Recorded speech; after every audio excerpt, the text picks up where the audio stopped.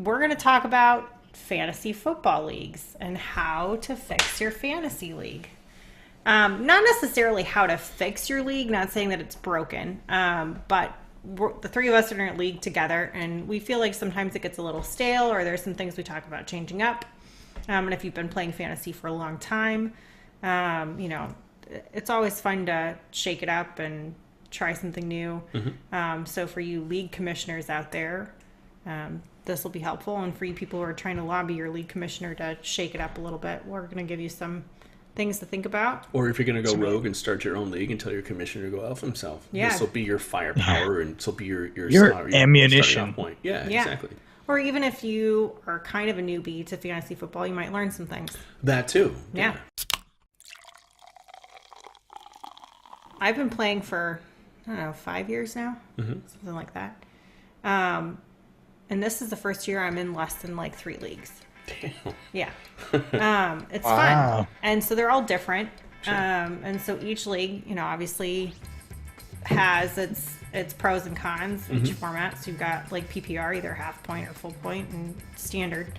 But there's a lot of different variations that go along with that. So one of my favorite things to have in a fantasy football league, which our league doesn't have, is an IDP, an individual defensive player.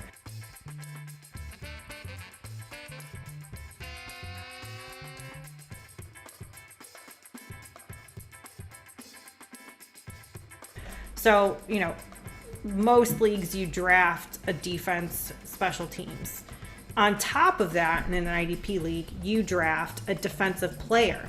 So you could draft Ryan Shazier or Khalil Mack, or Alec Ogletree. Or Calais Campbell. So you're getting points for sacks, for forced fumbles, and, the point structure varies. But it's kind of an added, because 99.9% of the focus in a normal fantasy league is on the offense. Of course, yeah. And the defense only gets a slight nod with kickers or the defense. So I'm a big IDP fan. I really like it. Sometimes you've got a defense that is not going to perform very well. I think about this season, the Houston Texans, but then you get Jadeveon Clowney, who's going to have a rock star game. That kind of situation with an IDP, you're going to be able to still reap the benefits, but not rely on the entire defense, for those points. So, is there any sort of backside or any sort of kickback or pushback to having the same defense and your same IDP on the same team? No, I mean, it's kind of like when you have a quarterback and a running back or a wide receiver that are on the same team, you get that double dip. So if you have Bobby Wagner and the Seahawks, you get points for the defense, but then you get more points for his performance as an individual. So his sack, some leagues, it depends on, the point structure can vary. But it's more of a focus on individual performance. So yeah, I look at it as instead of a double dip, a double down. If you're playing blackjack, sure. Right? Yeah, you're going fully into that team. I mean, from a management standpoint, from a team management standpoint, I feel like you're really investing. You're confident in that pick if you're going to play both your IDP and your defense in the same. Sure. Yeah, and at the same time. The way I play fantasy is I stream defenses most of the time. But when you're playing in an IDP league, you look at them as a position player. So you're focusing on them as a player.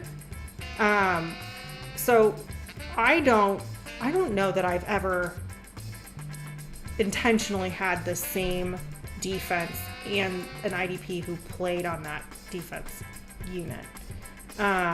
It ends up being the best defensive matchup for the defense special teams that week. Sure. But then, it becomes something for people who really love to dig into stats or who really pay attention to defensive players. And it does require some more research, because when you're playing fantasy, you don't look at defense a lot. Yeah. For individual players. So I had Bobby Wagner in my league this year, and I placed second or third. Nice. So, but I had Ryan Shazier earlier in the year. And the in some ways, the benefit to playing an IDP is a lot of players or a lot of team owners don't pay as much attention to that IDP spot. Mm-hmm.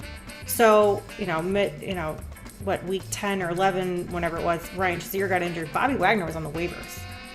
Yeah. If Bobby Wagner's equivalent in running back were on the he wouldn't be on the waivers. So I don't know. I'm somewhat unfamiliar. Like, I see the benefits in mixing it up and doing IDP, but I'm unfamiliar with how the point structure works. Like how, for instance, a defensive tackle versus a cornerback versus a linebacker. Well, so you're mostly going to pick like tackles and linebackers, so and defensive backs. Guys who get sacks or yes, tackles, basically. Yeah. Okay. And so each league can structure what they favor. I'm going to pull up my Yahoo league, so we can look at the point structure. But let's see here, where is it setting? Yeah, not to muddy your question, Alex, or take away from it, because pages are looking for basically an answer. My next question would be, how many individual defensive players are there to go around? Like, is that something you can stretch into like a 12-man league and everybody has a decent enough? Oh, totally. Well, because think about how many linebackers, defensive backs, like left tackles, right tackles you've got. Well, let me alter my question. See, is there enough viable individual defensive players to go around? For sure. Okay. Yeah. So you're so my looking thought for like a cornerback or a safety. You're looking for somebody who's going straight for those sacks or those tackles. So, okay. Right. All right. So for the league that I played in this year with an IDP, you get a point for a solo tackle, half a point for a assisted tackle, 2 points for a sack, 3 points for an interception, 2 for a forced fumble, 2 for a fumble recovery, 6 for a defensive touchdown. So in that case where you'd have the Seahawks and Bobby Wagner got the pick 6, then you'd get double points. So you might end up with a powerhouse guy who gets a forced fumble, recovers it, and then does like a scoop 6 or something, or a fumble 6. Wow, that's kind of like a wild card. And you get 2 points for block kicks, 2 points for extra points returned, and a point for every pass defended. So it really behooves you, if you're playing an IDP, to really pay attention to the point structure. Sure. Because some leagues favor sacks more heavily than 2 points. It might. But it's really fun. My thought, like when you first mentioned IDPs, was that this might be something that gives a little bit more variety to the league in the mid-season. That if you're really struggling, you can kind of dig deeper into the charts and take a look at what's available and say, there's some potential here. Let me take a gamble. That's what I love about fantasy, is that I've had so many acquisitions. If you looked at our ESPN league over the last 2 or 3 years, well, just the last 2 that we've had our league, if you looked at my acquisitions, it's probably something ridiculous, like 30-something acquisitions. It's just because I'm picking up people that I think have the potential against the matchup. And I feel like the IDP adds an entirely different spectrum. You have that defensive mindset when you're picking a defense, but you really don't factor in too much more than, it's a clear victory against this team that does not have a favorable matchup. The IDP, you have to think about it a little bit more, and I love that. Yeah. And it has, I had several weeks this season where I had like 10 plus points for my IDP, and that was the decision maker between win or loss. And most of the time when I won on that, it was because I could tell I paid more attention to the IDP than they had. Sure. So it's something to kind of freshen up the league, make it a little more interesting. And it's one of those positions you can stream. There's a large number of really quality IDPs. So but it's not the position where people usually stash somebody on their bench. It's more of a streaming. It's more of a defensive. Okay, that's cool. Yeah. So would the IDP replace one of the current standard roster spots? So you or can would it be an definitely do additional? it that way.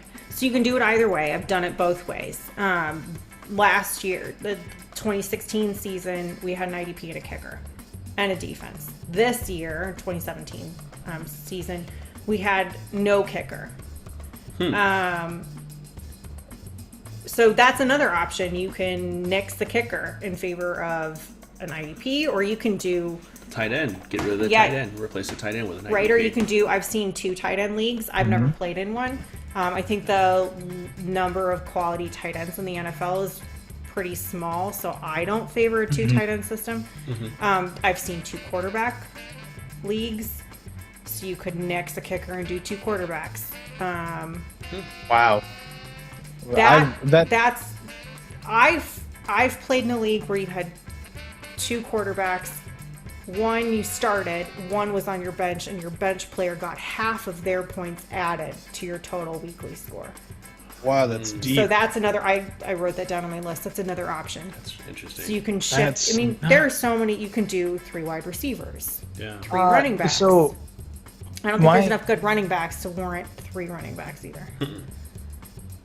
No, well, I think in some leagues there's enough variety in the mid to late season that you can, like in our league, for instance, I would say in our like mid to late season there were some viable late pickups, but they weren't quite as good as maybe what was sitting on the bench or what we could trade for. Right.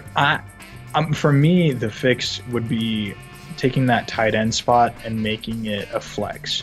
Yeah. So running back, receiver, flex.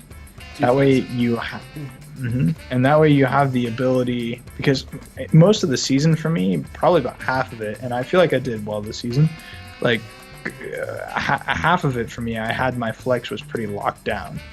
I knew who I was going to play week to week, and it might have changed a few times based on matchups, but most of the time it was locked down.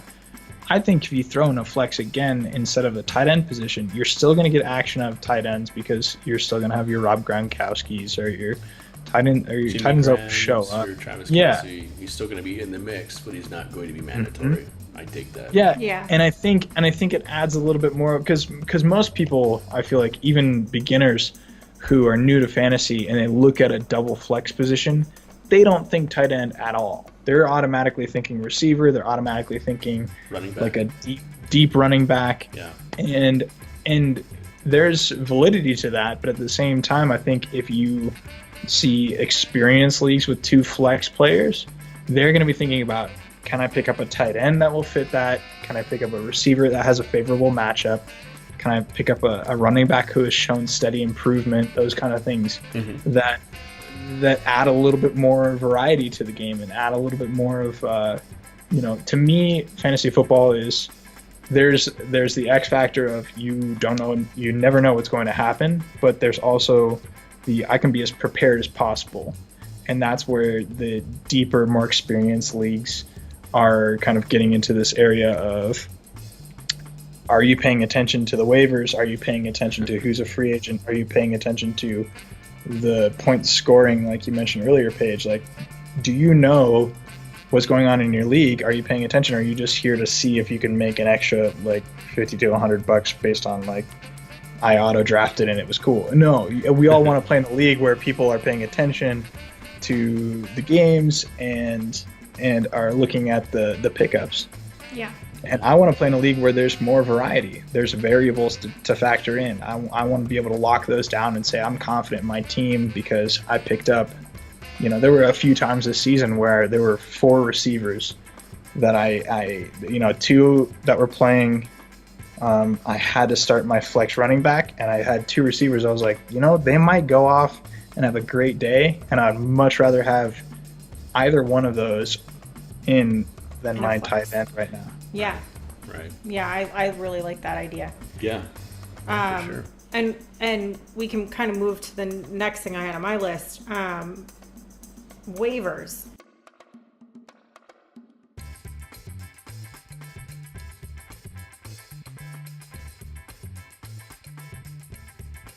So the system we play now is waiver order. So for the first week, that's based off of your draft order, and then it rotates. I prefer a system with a free agency budget. So you get $100 at the beginning of the season, and instead of it being based on like, oh, I drafted first, like this year I did draft first. David Johnson went out the first week, and then I ended up with the 10th pick. Right. For waiver orders. So I can tell you at that point, if I had had a free agency budget of $100, I would have been willing to spend $25 on a good running back for the free agency budget, leaving me $75 for the rest of the season. So it really forces you when you're making. I mean, I'm like Alex in that I pay a lot of attention to the waivers, and I make an obscene amount of drops, and I do too. but a lot of what I do is after Tuesday night, Wednesday. So I do a lot of like Thursday waiver wire scans. Mm-hmm. But if you're doing Tuesday night waivers and you're going up against other people, right, like Alex, and I do that too, to a point, instead of it being favored for the person who's next up in the waiver order, it's the person who's willing to spend the most of their free agency budget on that player. So if Alex wants, I don't know, Jamal Charles, there's no reason Jamal Charles should be on the waivers. But if Jamal Charles is on the waivers, and Alex wants Jamal Charles, and I want Jamal Charles, so it's like a silent auction. It's a bid. Yes, okay. It's a silent auction. Okay, that's awesome. And that's a great way to even the playing field, because so the idea behind the waiver order. We're officially doing that in our league next season, because the waiver wire pickups have always just been really weird and vanilla, and there was several instances where Alex and I would trash talk each other because we would both read each other's minds, and he would pick up somebody that I wanted, I would pick up somebody he wanted, and then we'd go off that week and whatever. If we had to like outbid each other, if there was even more strategy and even more head-to-head competition to try and get that player, because in setting your bid, you're trying to think about, so how much is so-and-so, who I think is going to need a running back this week, how much do you think they're going to be willing to pay for X player? Mm-hmm. And that also and it's limits, a season-long budget, though? Yes. So you can set it. So you get $100. Like leagues I've done it in the past, you get $100 for agency budget. So that lasts you the entire season. Mm-hmm. You can pick up on the waivers after Tuesday night to Wednesday morning. You can pick up Thursday or Friday without a free agency budget. They're on the waivers. You can pick them up whatever. You're picking up people that nobody else wants at that point. Right. Yeah. Okay. That's cool. So, and I've even played it where I'm like deep sleeper. This is my pick. I don't think anybody's going to pick them up, so I'm not going to bid money on them, because if you bid money and nobody else goes against you, you still pay that money in the free agency budget. Yeah. That's still out of your budget. So, but it makes it not so easy for people to just willy-nilly, and it evens the playing field for people like me, and there were a lot of us out there who had David Johnson go out week 1. That was your number 1 pick. He was the number 1 pick in like over 85% of drafts in ESPN. I would go a step further, and I would say you have to make a bid on any player, even if it's like $1 or $2, and you have an absolute budget. Because you could, like what I did last season was I saw like James Crowder from the Redskins trending up, and I looked at like the mass amount of social media out there on fantasy football, and everybody said, whatever, James Crowder's terrible, he was trash, whatever. And I was like, that dude's trending up. He's about to go off. I picked him up, and I don't imagine I was contested. But I still think the fact that if I were to pick that guy up, I still would have had to give something in return to pick that guy up. I wouldn't, because then you can read the deep sleepers. You can just pick those guys up and not have to spend any of your budget on your free agency to do that. I would make every single acquisition be a value that you have to do regardless. You would have to outbid somebody to get the good players that are on the waivers, but if you see a deep sleeper, you still have to give something to get them. I don't know if I don't know. So if you're I'm talking about just an acquisition, regardless, like an acquisition fee. Before I get into my point, if you don't have any budget left, you just automatically bid 0 on that person, or you just can't pick up. I don't know. Maybe you're just tapped which out way on the waivers. because either way, like I would feel pretty jaded if I tapped my budget and I saw somebody and I knew they were a sleeper and they were gonna do good. And nobody was gonna bid on them. True. Your season Like couldn't get them really early. Yeah.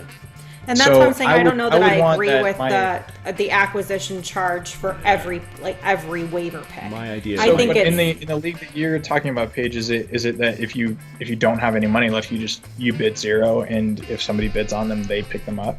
Right. Okay. And so leaving it so that, like, say it's week 10 and David Johnson goes down and I need a running back, and I have $80 of my free agency budget left. Right. I need a running back, and David Johnson was elite. So losing him means I'm willing to pay really good money if there is weirdly a good running back on the waivers. Right. But if there's somebody, I think David Johnson doesn't go down, but he's got a hitch in his get up, and I don't know if he's playing. He's got a hammy issue or something. Yeah. Right. And so he might be out for a week or something. I don't need to find a permanent replacement, but I want somebody. Then I can play waivers, like free agency, and pick somebody up for nothing. Okay. Yeah, I feel like my idea might be more suited for like incredibly competitive leagues. Yeah. Maybe not what we're necessarily talking about. I think that'd be good if you had a lot of teams in your league. Like if you had a 12 or 16 league team or team league. Where everything's spread thin anyway. Yeah, then I think that might, because that might that puts some skin in the game too. Yeah. If you took and what we're talking about reminds me so much of what I like do for a living, which is marketing. Like it reminds me of pay-per-click advertising and how Google handles AdWords. And so pay-per-click advertising is built in such a way that you bid on keywords, and based on the competition and relevancy, you pay a certain amount. This is me boiling it down to a very basic level, but in a roundabout way, you could say the same about fantasy players. If you wanted to play the data in like a high level team, like DT was saying, then you could basically say, your keyword essentially is your player, and based on the competition for that player, and based on the general cost across the entire league, how likely are you to get that player, and how high are you going to bid in order to get to that number one spot. Yeah, and there are websites and podcasts. I listen to a podcast. We'll plug them. Called theseconddraft.com. That podcast too. But a podcast I listen to, which I haven't shared with people because I've been selfish, but I've decided that they're amazing and everyone should know about them. Well, that's your edge. You don't have to share it if you don't want to. No, it's good. I'm okay with it. All right. TheFantasyFootballers.com. Oh, yeah, totally. Fantasy Footballers. Yeah, I turned you on to them. Yeah. So 3 dudes. They're based in Phoenix. They're awesome. I love them. I want to meet them in person one day. We should offer them beers and do a crossover. Yeah, that would be rad. I would dig that. But there are podcasts and websites that will tell you, like, this would be what I would be willing to spend in free agency on this player. So they'll give you some guides so you kind of have an idea, because arbitrarily you're like, how much would I pay for David Johnson? Like a year ago. Not 2017, but 2016 season. He was good. 2015. 2016, he went off. But a lot of people through the first couple weeks didn't really have him. I think I took him with my second pick in 2016. He was like Todd Gurley this year, yeah. Not a sleeper, not an unknown, but not like top tier, not top 4 for sure. But so there's some guidelines out there, some people who will say, like, this is what I'd be willing to pay for so-and-so in free agency budget. So that's a good transition though into what, because like this is, as far as I understand it, funny money. Like it is. You get $100 at the top. I've recently heard about some leagues where these are people that are playing on a regular basis or have been for half a decade to as far back as fantasy goes. They will play for real money and do a pool every week based on a pick'em, where if you want to do a pickup, you drop real money to do a pickup, and then that money goes into a pool for that week, and if you pick your games properly, that person gets a bonus that week. pretty rich for my blood. Are these leagues taking place in the basements of casinos in Las Vegas? They're not. They're not. And they're taking place in regular, reasonable households. Yeah. It's like somewhere between $5 to $10 a pickup. It makes you really think about. I feel like that's really established leagues too. Yeah, that's like it is. They're really established leagues, but then there's also. If you apply the same principle to, $1, $2 per pickup, and that just goes into a pool at the end of the day for, your consolation prize, 4th place or your 3rd place or something like that. Sure. Yeah.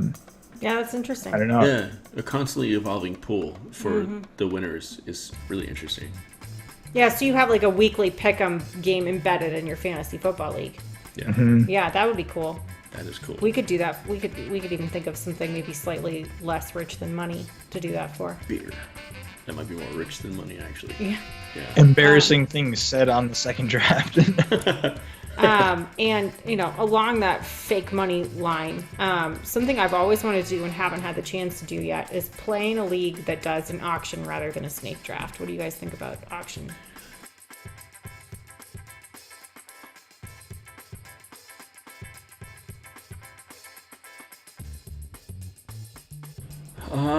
I like the spontaneity of the snake draft.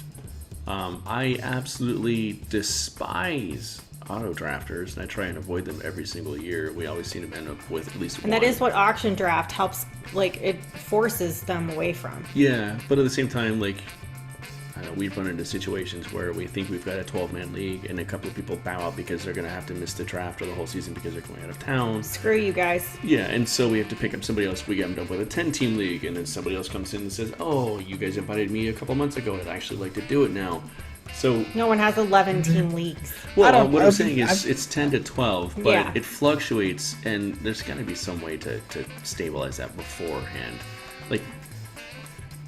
What I would love to do with our league is kind of, no offense to the out-of-towners we had in our league, they made it competitive. It was a lot of fun.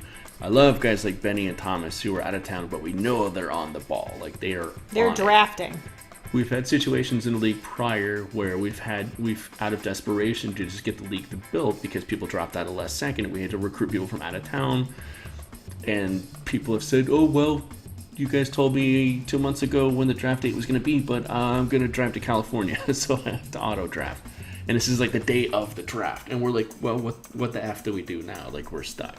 So, yeah, I do like the idea of an auction draft versus a snake draft, but I feel like a snake draft is ideal if everybody is on board and they're ready to go and they're doing a live draft, preferably in person, because that's great. It promotes trash talking and whatnot.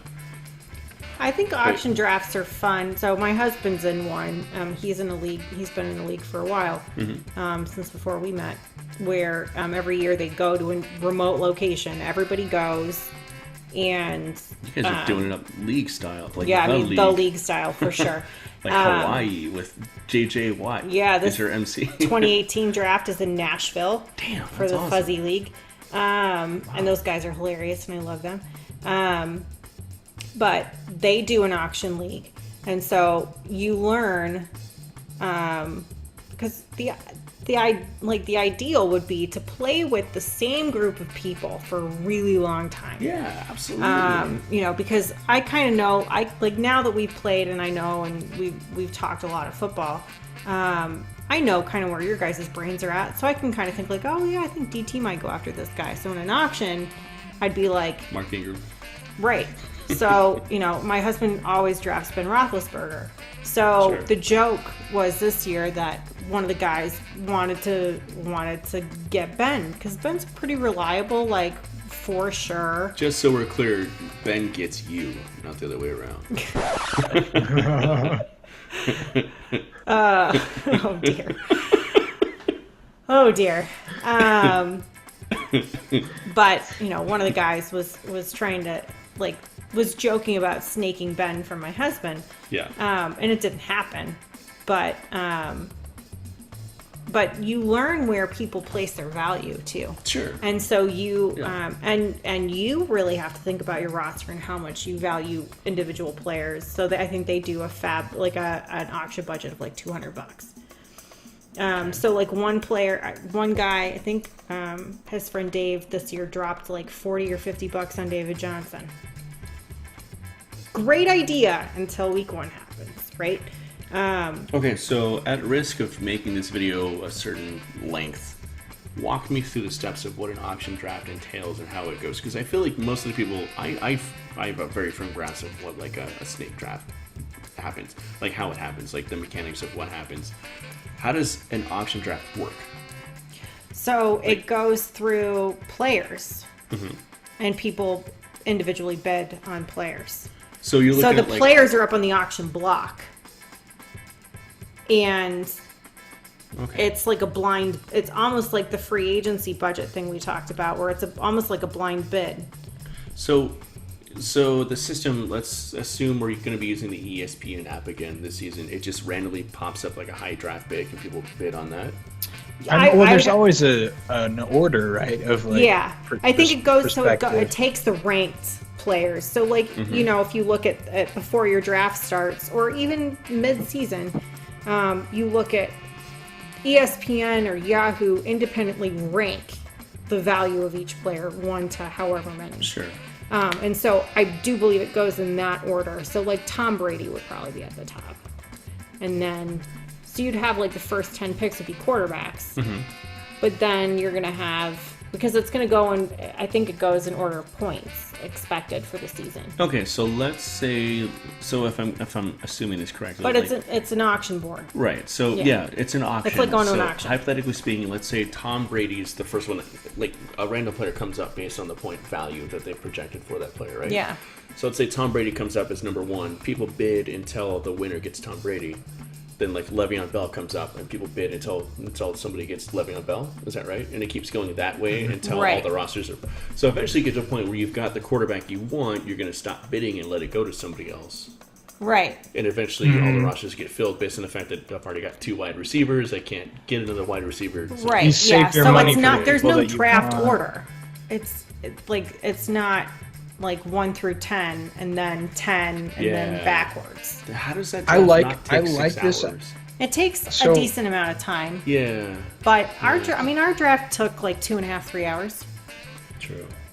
So my thought is this: like, I would love to do that. I think that way too often, though, and this is why I advocate so heavily for like a consistent team for your draft, a consistent league, because from my perspective, I'm thinking about that like, oh, that sounds great. I think I could get a solid 6 people that would be super interested in that, and then the rest would be very much wanting to do a regular league. Right. And when I think about an auction type league, that sounds awesome. That's diehard fantasy players. Sounds those are intimidating. so we just need to find more of those people.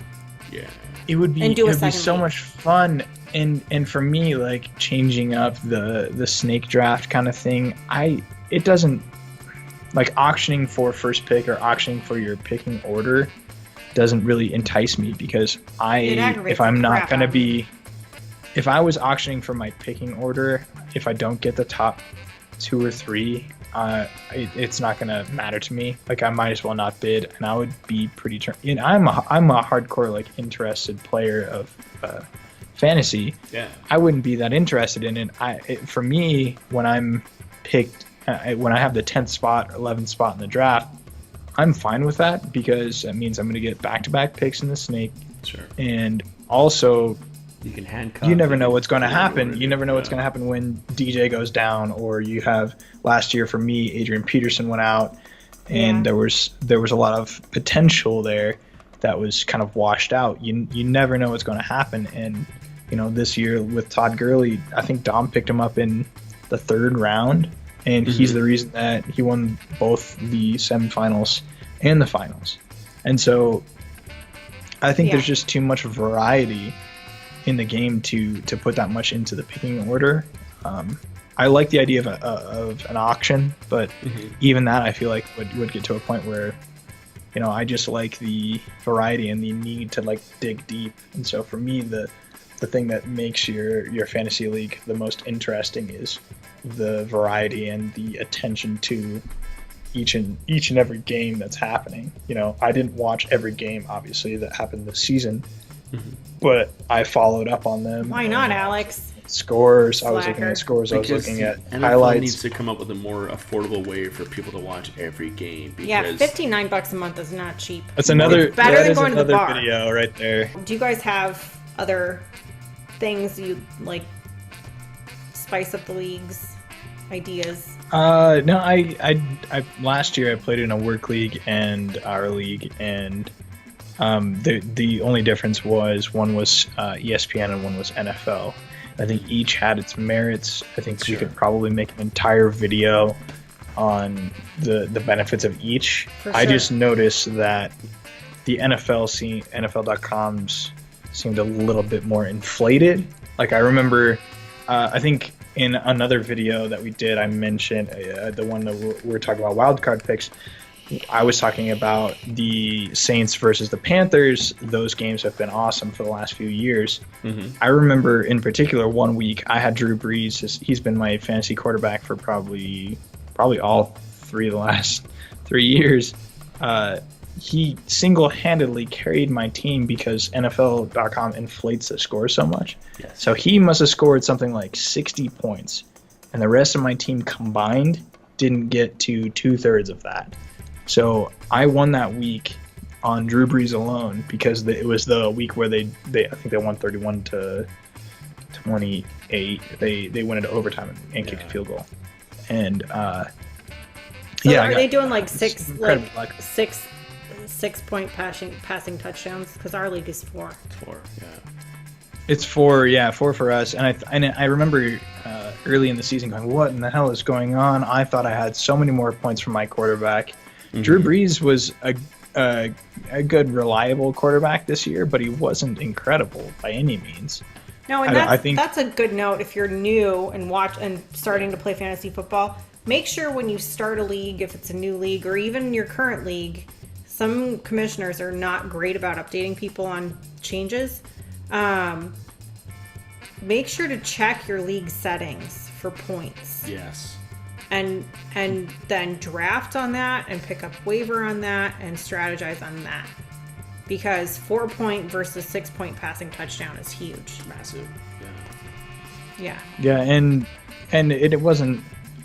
I don't even know if it was just that 6-point difference or the 2 points of separation there that made all the difference, because I didn't have him in both leagues that I played last year, but it was crazy to see how much I was able to rely on Breezy last year in that league. Yeah. So, question for you guys: Sure. PPR or standard?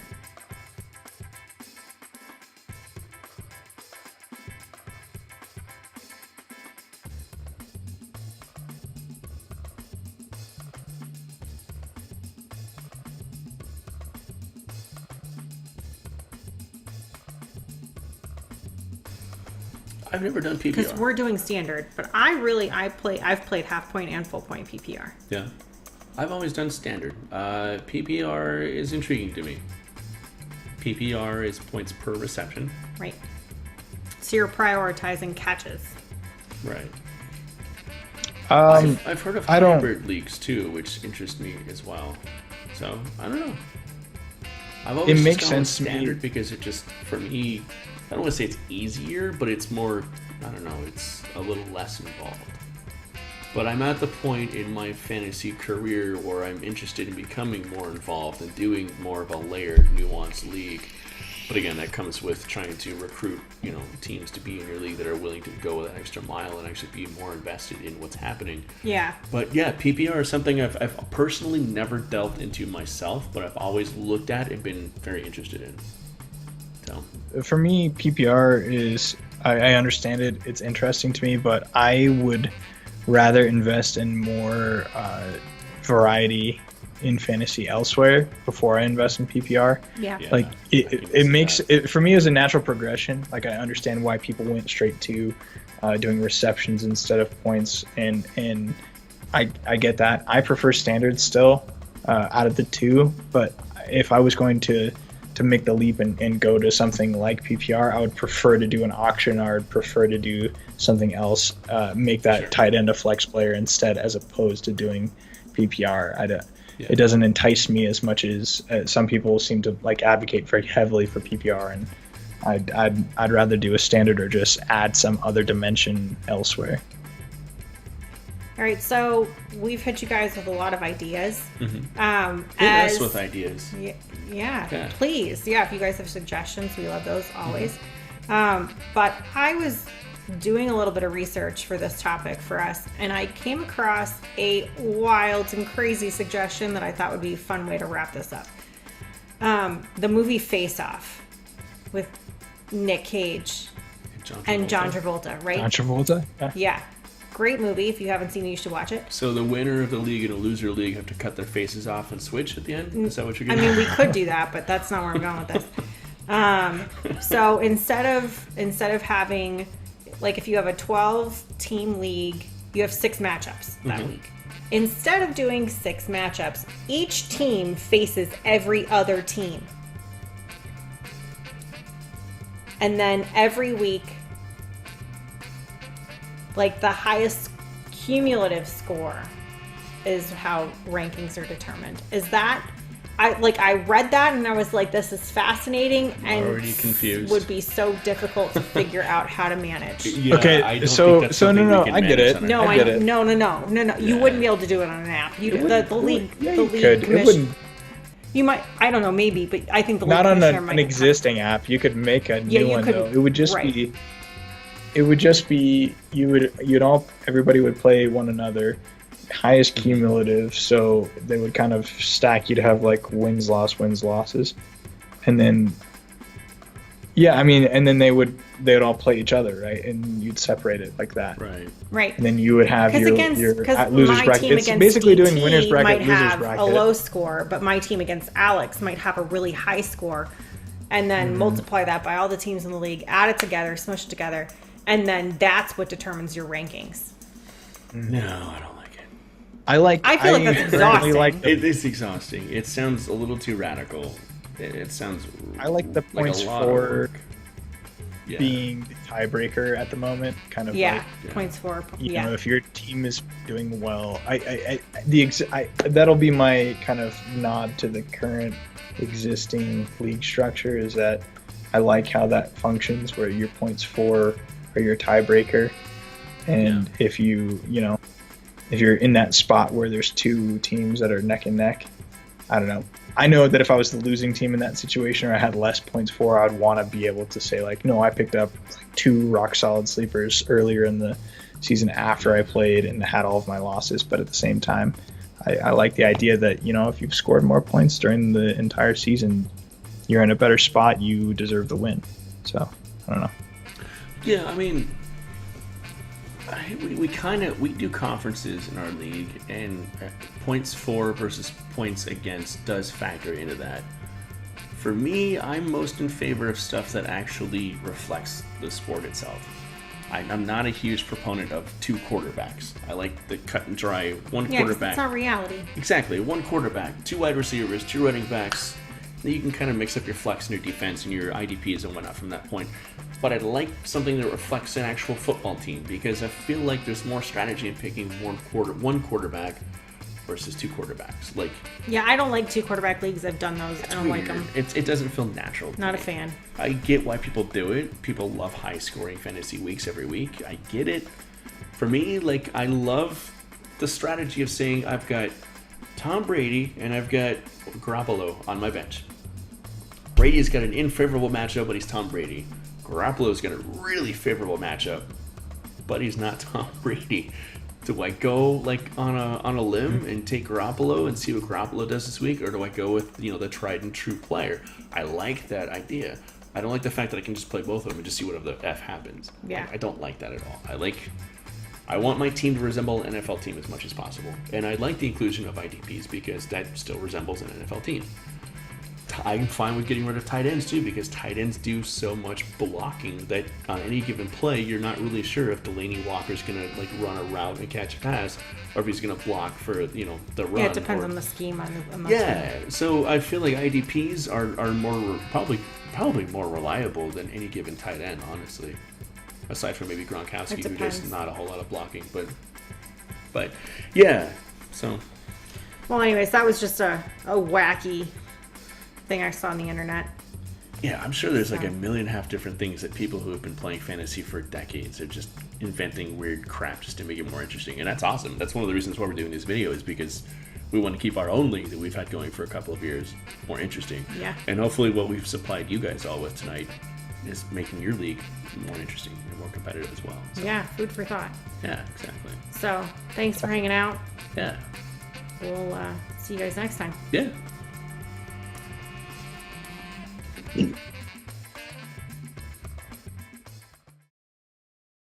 Well, I gotta go. I'm gonna eat some dinner. Yeah, me too. Yep. Bye. Bye.